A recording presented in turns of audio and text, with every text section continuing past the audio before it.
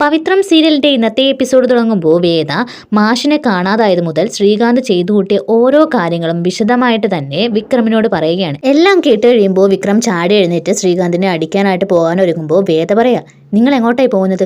എനിക്ക് ഇപ്പോൾ തന്നെ കാര്യങ്ങൾക്കെല്ലാം ഒരു തീരുമാനം ഉണ്ടാക്കണമെന്ന് വിക്രം പറയുമ്പോൾ വേദ പറയാ, നിങ്ങളെ എൻ്റെ റൂമിൽ ഒളിച്ച് താമസിക്കുക, ഈ രാത്രി തന്നെ വേണോ പകരം വീട്ടിലൊക്കെ? നിയമപരമായിട്ട് തന്നെ ശ്രീകാന്ത് ഏട്ടനെ നേരിടണം, അതാ എൻ്റെ ലക്ഷ്യം. എന്നിട്ട് എല്ലാവരുടെ മുന്നിൽ ആ കള്ളത്തരമെല്ലാം പുറത്തു കൊണ്ടുവരണം. എന്നിട്ട് അയാളിരിക്കുന്ന ആ സ്ഥാനത്ത് ഇനി എൻ്റെ വിക്രമായിരിക്കണം ഇരിക്കേണ്ടത്. അപ്പോൾ വിക്രം പറയുകയാണ്, എനിക്ക് അതിനൊന്നും താല്പര്യമില്ല വേദ പറയാം, പക്ഷേ എനിക്കുണ്ട്. വിക്രമായിരിക്കണം ഇനി എല്ലാത്തിൻ്റെയും തലപ്പത്തിരിക്കേണ്ടത്. എനിക്ക് വിക്രവും കുട്ടികളൊക്കെ ആയിട്ട് ജീവിക്കാൻ കൊതിയുണ്ട്, ആഗ്രഹമുണ്ട്. അതുകൊണ്ടാണ് ഞാൻ ഇതൊക്കെ പറയുന്നത്. വിക്രമിന് അങ്ങനൊന്നും ആഗ്രഹമില്ലേ? ഇത് കേൾക്കുമ്പോൾ വിക്രം വേദയെ കെട്ടിപ്പിടിച്ച് പൊട്ടിക്കരയുകയാണ്. അടുത്തതായിട്ട് കാണിക്കുന്നത് വാസുവിനും ജോണിയും ജോസഫും ചേർന്ന് പുള്ളിക്കനെ കാണാനായിട്ട് വരുമ്പോൾ പുള്ളിക്കനെ അവിടെ എങ്ങും കാണുന്നില്ല. അകത്തേന്ന് നോക്കുമ്പോൾ വെട്ടുകൊണ്ട് മരിച്ച നിലയിൽ കാണുന്നു. അപ്പോൾ ജോസഫ് അനിക്കുട്ട നീ എവിടെയാണെന്ന് ചോദിച്ച് ചുറ്റും ഇങ്ങനെ പരതി കിടക്കാണ്. അനിക്കുട്ടനെ അവിടെ എങ്ങും കാണുന്നില്ല. കുറച്ച് കഴിയുമ്പോൾ അനിക്കുട്ടൻ ആ കാട്ടിനുള്ളിൽ മനോനില തെറ്റിയ രീതിയിൽ എന്തൊക്കെയോ കാണിക്കുകയാണ്. എന്നെ കൊല്ലും എന്നൊക്കെ പറയുന്നു. ഇത് കണ്ട് ജോസഫ് അനിക്കുട്ടൻ്റെ അടുത്തേക്ക് ഓടി വന്നിട്ട്, എന്തൊക്കെ നീ പറയുന്നത്? നിന്നെ ആരാ കൊല്ലാൻ വന്നത്? എന്താ മോനെ എന്താ പറയുന്നൊക്കെ പറയുമ്പോൾ അനിക്കുട്ടൻ സ്വബോധം ഇല്ലാതെ ഓരോന്നൊക്കെ സംസാരിച്ചുകൊണ്ടിരിക്കുന്നു. അടുത്തതായിട്ട് കാണിക്കുന്നത് വേദ വിക്രമിന്റെ കാലിൽ മരുന്ന് പുരട്ടി കൊടുക്കുമ്പോൾ വിക്രം വേദയെ തന്നെ നോക്കിയിരിക്കുന്നു. അപ്പോൾ വേദ ചോദിക്കുക, എന്താ നോക്കുന്നത്? ഒരു കള്ളനോട്ടം.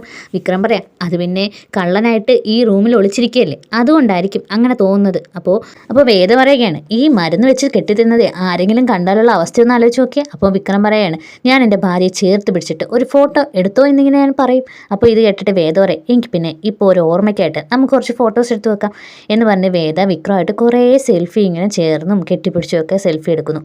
വിക്രം പറയാണ്, എന്തായാലും വാസവൻ സത്യങ്ങൾ അറിഞ്ഞു കഴിഞ്ഞാലേ ഈ ഒളിവ് ജീവിതം അവസാനിപ്പിക്കാമല്ലോ, പുറത്തിറങ്ങി സന്തോഷത്തോടെ ജീവിക്കാം. അപ്പോൾ വേദ ഇങ്ങനെ വിഷമിച്ചിരിക്കുമ്പോൾ എന്താ കാര്യം എന്ന് ചോദിക്കുമ്പോൾ വേദ പറയാം, അത് പിന്നെ നിങ്ങൾ പോവുകയാണല്ലേ, നിങ്ങൾക്ക് ഇവിടെ തന്നെ താമസിച്ചൂടെ, നമുക്കിവിടെ സന്തോഷത്തോടെ ജീവിക്കാം എന്ന് പറയുമ്പോൾ വിക്രം പറയാം, അത് വേണ്ട, നമുക്ക് പുറത്തിറങ്ങി എല്ലാവരുടെ മുന്നിൽ അന്തസ്സായിട്ട് സന്തോഷത്തോടെ ജീവിക്കാം. എന്നിട്ട് നേരിട്ട് വന്ന് നിന്റെ അച്ഛനെ കണ്ട്, ശങ്കരനാരായണ, ഞാൻ എൻ്റെ ഭാര്യയെ കൂട്ടിക്കൊണ്ടുപോകാനാണ് വന്നത്, തൻ്റെ മകനും അമ്മായിപ്പനും ചേർന്ന് എന്നെ കള്ളക്കേസിൽ കൊടുക്കാൻ നോക്കിയതെല്ലാം അറിഞ്ഞു കാണുമല്ലോ എന്ന് പറഞ്ഞ് ഞാൻ കുറേ സംസാരിക്കും. പിന്നെ നിന്റെ ചേട്ടനുള്ളത് ഞാൻ വെച്ചിട്ടുണ്ട്, എൻ്റെ അച്ഛനെ തട്ടിക്കൊണ്ടുപോയി ഇത്രയും ഉപദ്രവിച്ചതിന് അവനെ ഞാൻ വെറുതെ വിടാൻ പോകുന്നില്ല. അപ്പോൾ വേദ പറയാം, വെറുതെ വിടരുത്, നമുക്ക് ഒരുമിച്ച് നിയമപരമായിട്ട് പോരാടാം. എന്നിട്ട് അയാളിരിക്കുന്ന തളപ്പത്ത് എൻ്റെ വിക്രം ഇരിക്കണം, അതാണ് എൻ്റെ ആഗ്രഹം. എന്നിട്ട് രണ്ടുപേരും പരസ്പരം നോക്കിയിട്ട് മുത്തം കൊടുക്കാനായിട്ട് നോക്കുന്ന സമയത്ത് തന്നെ ജോസഫ് വിളിച്ചിട്ട് പുള്ളിക്കൻ മരിച്ച കാര്യം പറയുന്നു. ഇത് കേട്ട് വേദയും വിക്രവും ഷോക്കാവുന്നു. അങ്ങനെ പുള്ളിക്കൻ്റെ ബോഡി അവിടെ നിന്ന് കൊണ്ടുപോയി കഴിയുമ്പോൾ വാസവൻ പറയുന്നുണ്ട്, ആരായിരിക്കും പുള്ളിക്കനെ കൊന്നത്?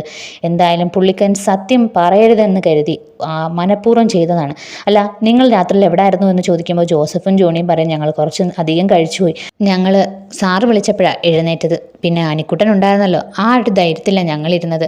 അപ്പോൾ വാസവൻ പറയുകയാണ്, നമ്മൾ പ്ലാൻ ചെയ്യുന്നതൊക്കെ ആരോ എങ്ങനെയോ അറിയുന്നുണ്ട്, എന്തായാലും ആരാന്ന് കണ്ടുപിടിക്കണം. അനിക്കുട്ടൻ്റെ കാര്യം എന്തായി? അപ്പോൾ ജോസഫ് പറയുകയാണ്, അനിക്കുട്ടൻ ആകെ ടെൻഷനില്ല, എന്തായാലും ഒരു ഡോക്ടറെ കാണിച്ചേ പറ്റൂ. അങ്ങനെ അവർ നാട്ടിലേക്ക് മടങ്ങുന്നു. വാസവൻ നേരെ വന്ന് കാണുന്നത് ശ്രീകാര്യം ശ്രീനിവാസനെയാണ്. എന്നിട്ട് ശ്രീനിവാസനോട് പുള്ളിക്കനെ കൊന്നത് ശ്രീനിവാസനാണോ എന്നുള്ള രീതിയിൽ സംസാരിക്കുന്നു. അപ്പോൾ ശ്രീകാര്യം ശ്രീനിവാസൻ പറയുന്നുണ്ട്, ഞാനത് ചെയ്തിട്ടുണ്ടെങ്കിൽ മുഖത്ത് നോക്കി പറയാനും എനിക്കറിയാം, പക്ഷേ ഞാൻ ഒരിക്കലും അങ്ങനെ ചെയ്യില്ല. വിക്രം അത് ചെയ്തിട്ടില്ലെന്ന് എനിക്ക് ഉറപ്പാണ്, അതുകൊണ്ട് താനും ആ സത്യം അറിയണമെന്ന് ഞാൻ വിചാരിച്ചിരുന്നു. എന്തായാലും അത് നടന്നില്ല, എങ്ങനെയെങ്കിലും പുള്ളിക്കനെ കൊന്ന ആരാണെന്ന് കണ്ടെത്തണം. അപ്പോൾ വാസവൻ പറയുന്നുണ്ട്, അനിക്കുട്ടൻ ആരെയെ കണ്ടിട്ടുണ്ട്, പക്ഷേ മനോനില തെറ്റിയ പോലെ ഇരിക്കുന്നത്, സ്വബോധം വീണ്ടെടുക്കുമ്പോൾ ആരേത് ചെയ്തതെന്ന് അറിയാൻ പറ്റുമല്ലോ. അപ്പോൾ ശ്രീനിവാസൻ പറയുന്നുണ്ട്, അത് തന്നെ, ആരെയാണോ അനിക്കുട്ടൻ ചൂണ്ടിക്കാണിക്കുന്നത് അവരാണ് നമ്മുടെ എതിരാളികൾ, അവരെ നമ്മൾ കണ്ടുപിടിച്ച് അതിനുള്ള തക്ക ശിക്ഷ കൊടുത്തിരിക്കണം എന്ന് വാസവനോട് ശ്രീകാര്യം ശ്രീനിവാസൻ പറയുകയാണ്. അങ്ങനെ രണ്ടുപേരും ഒത്തുചേർന്നതായിട്ട് കാണിച്ചുകൊണ്ട് എപ്പിസോഡ് അവസാനിക്കുകയാണ്. അടുത്ത ആഴ്ചയിൽ വിക്രവും വേദയും മൂന്നാറൊക്കെ ട്രിപ്പ് പോകുന്നതും അവിടെ താമസിക്കുന്നതും അങ്ങനെയുള്ള കുറച്ച് രംഗങ്ങളാണ് പ്രൊമോയിൽ കാണിക്കുന്നത്.